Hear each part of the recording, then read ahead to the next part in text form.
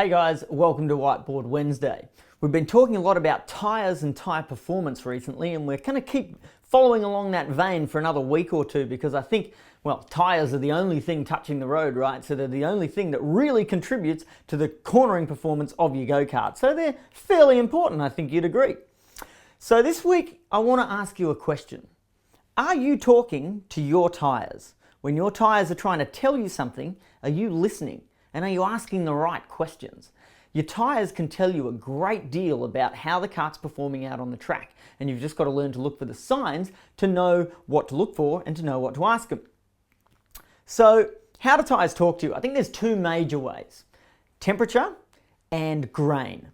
So temperature is pretty straightforward. I reckon everyone should have in their toolbox one of those laser temperature gauges. Now I know that some super tyre nerds will tell you that you really need a proper pyrometer that jabs into the tyre and measures the temperature of it 3 millimeters under the surface.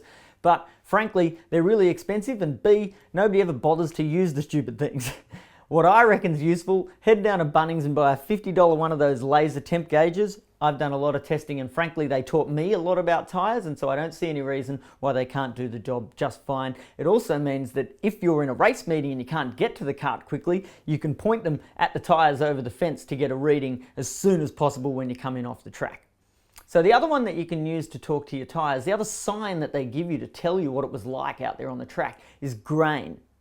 Now grain is basically the look of the tyre. It's the surface of the contact patch, whether it's rough or smooth, and the shape of the roughness in it. The grain can tell you a lot about what the tyre's doing when it's actually touching the track. So I'm just going to draw pretty roughly the types of grain that you tend to see. So let's pretend that we're looking down on the top of a front tyre. And the grain on a front tyre will tend to be centered roughly where the middle of the tyre is when you're in mid-corner. So if you're running lots of negative camber, it'll be towards the inside. If you're running lots of positive camber, it'll be towards the middle or the outside. Generally, it's just towards the inside. But what you'll get is these lines that kind of appear through the center of the tyre like that. Hundreds of them. And those lines are what we call the grain, and they're basically an indication of what the contact patch was feeling like when it was getting jammed into the track.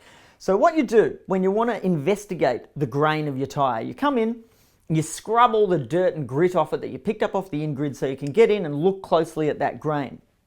And I like to think of them kind of like waves in an ocean. So you know how the more force there is behind the waves of the ocean, so the bigger the wind that was pushing on it, the bigger the waves get. And not only that though, the further apart they get. So you see the footage of those huge waves coming in, and the waves are like 45 seconds apart. There's these massive, massive gaps between these massive, massive waves. And then when you're just down the beach at Anglesey or whatever, and there's just a bit of a breeze blowing in, there's all these little ones, and there's one coming in every 10 seconds. So the more force there is, the bigger they are and the further they are apart. And I reckon that translates pretty closely to the grain on your tyre. So if you look at the grain on a low grip tyre like a Dunlop SL1, rarely will it get really, really big because that tyre just doesn't make a lot of grip, so it doesn't make a lot of force. So you'll tend to have fairly neat little grains with maybe 2 or 3 millimeters between each wave on the surface of the tyre. Or if you go to an MG yellow or an open tyre up in the really sticky end, sometimes the grain can be massive and enormously spread out because obviously it's generating a lot of force. But within the range that your tyre tends to produce, you can learn a lot about how that tyre was performing by investigating what that grain looks like. If you've got a fairly wide grain pattern, it's pushed out pretty wide, I think that what that's telling you is the tyre is twisting a lot. So the contact patch itself is gripping the road really hard, but as the kart's really driving it into the track, it's stretching it, really stretching it across the asphalt. And that's what's creating this weird wavy pattern in the surface of the tyre. And the exact opposite condition, when you're in the wet, right? If you go out in the wet on slicks, you've pumped them up to 50 psi or something, you go out on slicks. Of course, you've got very little grip at all, and the tyres are skidding everywhere. And they come back in, they're literally polished, so polished that they're shiny. And that's the exact opposite condition. So I reckon investigating the grain of your tyre can tell you a great deal about whether the tyre was twisting on the track, and therefore that it had a lot of weight on it and was generating a lot of load, or whether it was skidding on the track because it didn't have a lot of weight on it and it didn't have a lot of load. And you'll tend to notice a correlation between the grain and the temperature. Generally speaking, and I can't say this is going to be for all cases at all times, generally speaking, if a tyre is generating a lot of grip, a lot of twist, it's also going to have a lot of wide grains, bigger grain, and it's also going to get hotter. So you'll often notice that a hot tyre comes in with quite a lot of grain, where a cool tyre will come in with very little grain. And those two things together can combine to tell you a lot about how the tyre was performing when it was out on the track. Rear tyres, it's much the same, except because we have braking and accelerating forces, I think that tends to cover up a lot of the grain that gets generated by side loads, braking in particular.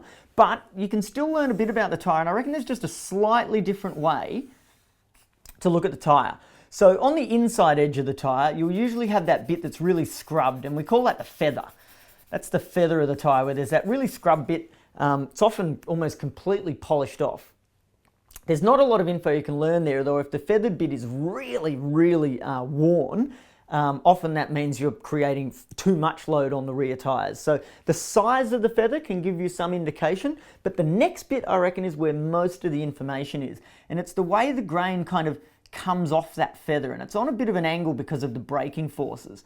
But the way the grain, the next inch or two of the tyre as it comes off that feather, that's where you can get a fair bit of info about how that rubber was feeling when it was getting driven into the track. So if there's not a lot of grain through there, the rear tyre probably wasn't doing that much work. Whereas if there's lots of grain there, quite deep, quite big gaps between the waves, then you know the tyre was working pretty hard.